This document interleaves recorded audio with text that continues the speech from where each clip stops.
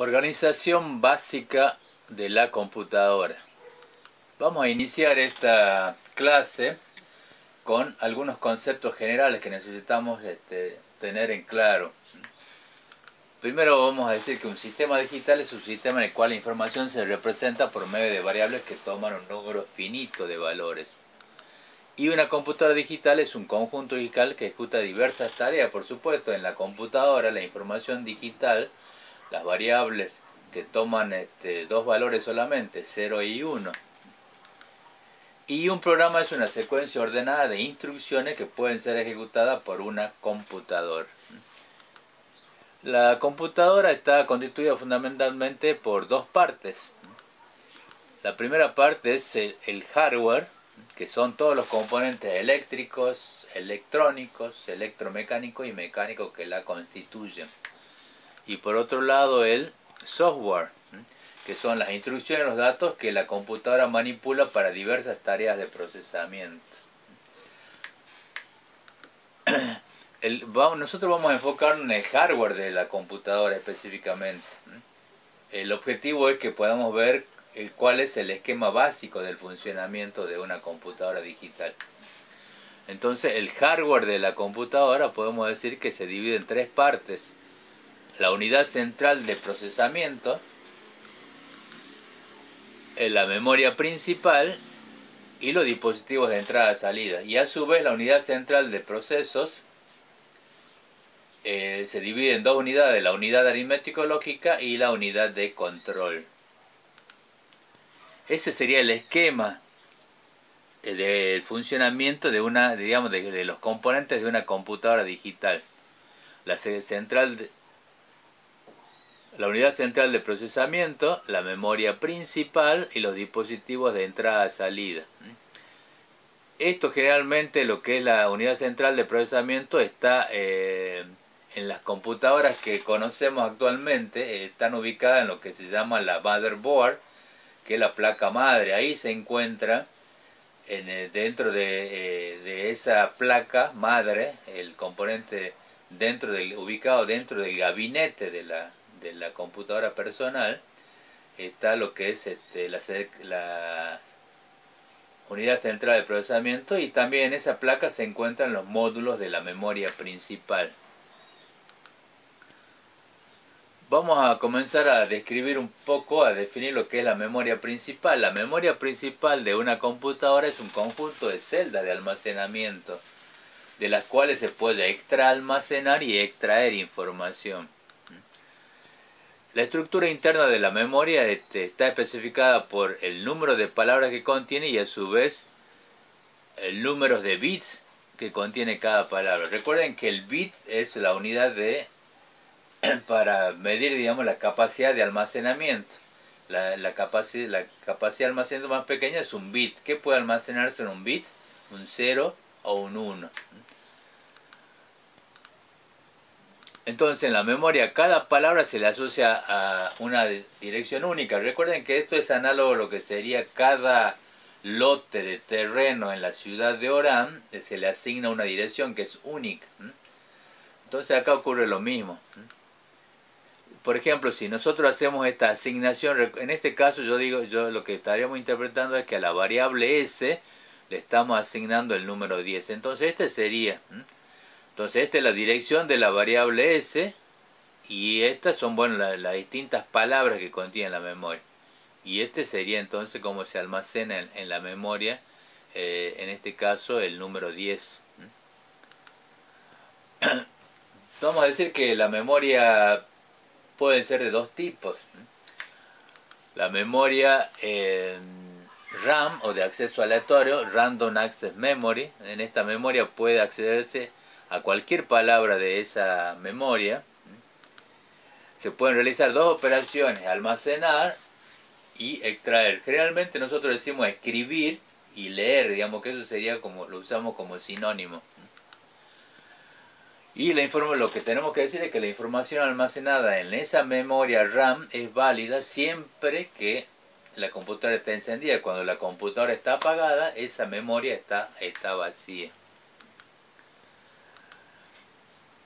Y el otro tipo de memoria es la memoria ROM, Read Only Memory, memoria de solo lectura.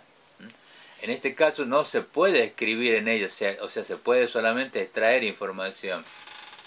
Se utiliza para almacenar los programas que deben recibir en forma permanente. Entonces, por ejemplo, el programa de carga inicial. Cuando nosotros encendemos la computadora se ejecuta ese programa que es el encargado a su vez de ejecutar otros programas. Bien, y dado que la memoria principal es fundamentalmente la RAM, es volátil y tiene una capacidad limitada, bueno, existen otros dispositivos de almacenamiento llamados memorias auxiliares. En este caso las memorias auxiliares serían la cinta, que todavía se utilizan, discos, que pueden ser los discos de platos, discos tienen componentes mecánicos todavía, y después los discos en estado sólido. Y después no tenemos los dispositivos portátiles, ¿sí? Que serían las tarjetas, pendrives, estarían dentro de los dispositivos portátiles. Discos externos podrían ser también.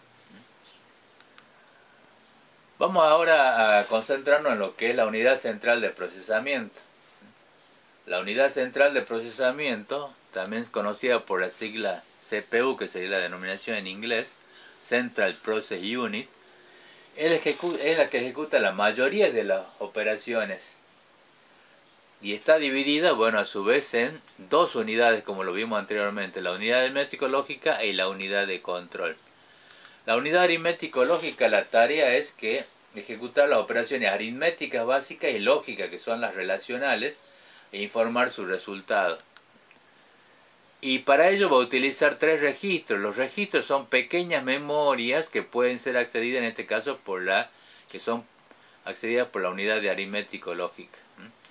Dos registros auxiliares, A1 y AU2, y un registro acumulador. Ese sería un poco el esquema, ¿sí? Recuerden entonces, estos registros son memorias que pueden ser utilizadas por la unidad aritmético-lógica. Y la unidad de control, bueno, es el cerebro de la computadora. Su tarea principal consiste en organizar y supervisar el resto de las unidades. Y para ello cuenta también con tres registros: el registro de instrucciones, el registro de direcciones y el registro de datos. La tarea que realiza la unidad de control se llama el ritmo operativo básico.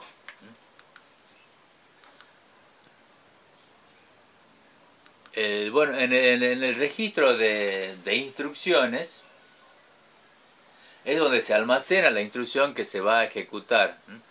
Y tiene dos partes: el código de la instrucción y la dirección de los operandos. O sea, acá va a ir el código de la instrucción a realizar y acá va a ir la dirección. O sea, dónde tienen que buscar los valores de los operandos, pero también dónde deberá, el lugar donde deberá contener el resultado, dirección de memoria donde contendrá el resultado.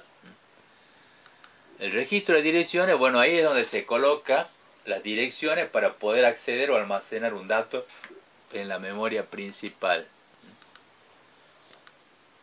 Esa sería la dirección de memoria. Acá van a parar el registro de dirección. Y el registro de datos, bueno, donde se almacenan los datos para ser traído o almacenado a la memoria principal. O el resultado que deberá ser guardado en ella.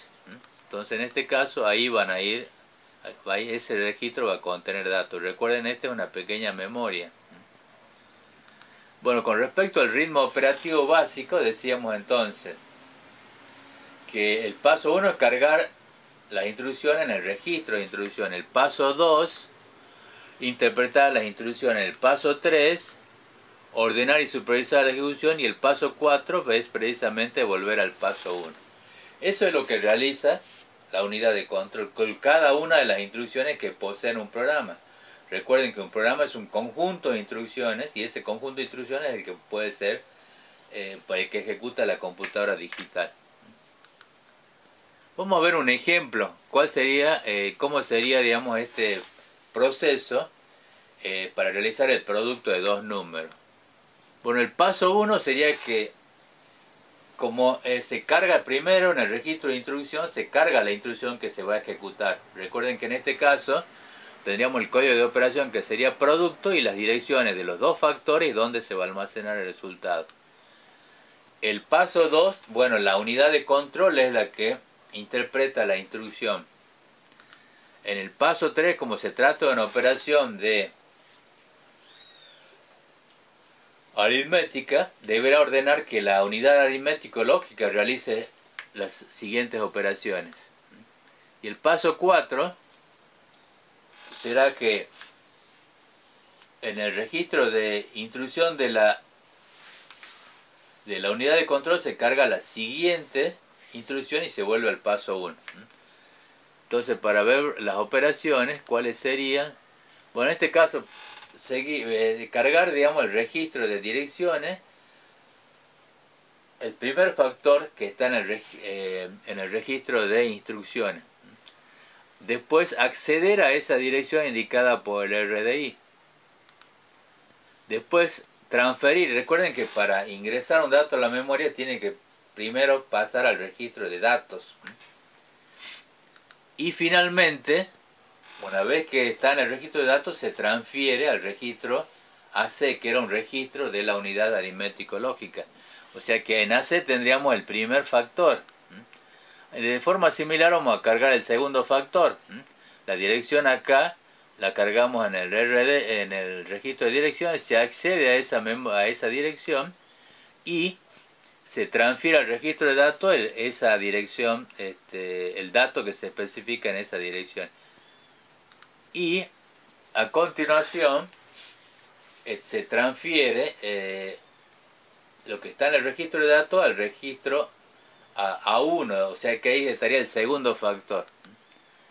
Después la unidad de control lo que hace es supervisa que la ALO efectúe el producto entre los contenidos que ya teníamos el primer factor y el segundo factor y guarda el resultado en la auxiliar 2. Y después tiene que supervisar de que se cargue en el registro acumulador el contenido del auxiliar 2. ¿Por qué se hace esto? Bueno, porque el registro AC, el registro acumulador es donde nosotros podemos sacar la información para almacenar en la memoria principal. En este caso no es accesible. El siguiente paso será cargar en el registro de direcciones la tercera dirección de la memoria principal que se especifica en el registro de instrucciones, que era la dirección donde tenemos que almacenar el resultado. Entonces ahora ya se carga en el registro de datos que el contenido de AC, que es el resultado del producto de esos dos números, y finalmente se guarda en la memoria principal, por supuesto, el contenido del registro de datos. Y ahí ya queda finalizada la instrucción. Bien, eso sería con respecto a lo que era la operación de la unidad la unidad central de procesamiento. A continuación vamos a considerar los dispositivos de entrada-salida. Precisamente, bueno, la computadora tiene que comunicarse con el ambiente externo. Las instrucciones y los datos almacenan la memoria principal. ¿De dónde provienen? Bueno, de los dispositivos de entrada, teclados, discos, cintas magnéticas, discos magnéticos en estado sólido, dispositivos portátiles, tarjetas, memorias USB. Y a su vez los resultados pueden transmitirse al usuario a través de o mediante dispositivos de salida, pantalla, impresora, cinta magnética, disco magnético. Y en estado sólido, dispositivos portátiles, tarjetas de memoria USB.